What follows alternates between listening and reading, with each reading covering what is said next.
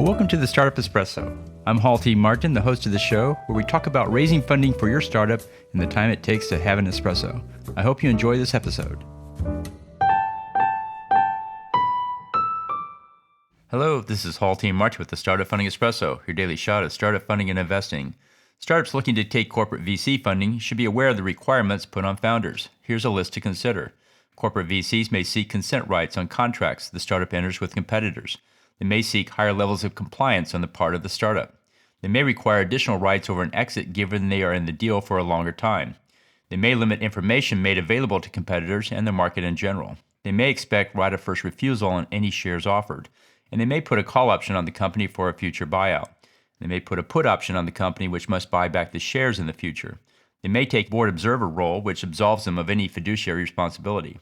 And they may require the startup to comply with ESG, environmental, social, and governance compliance. There's a cost of working in the large company world, so it's important to understand the requirements that come with the funding.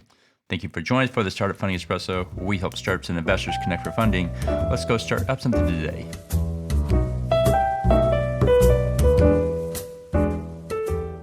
Hall T. Martin is the director of Investor Connect, which is a 501c3 nonprofit dedicated to the education of investors for early-stage funding.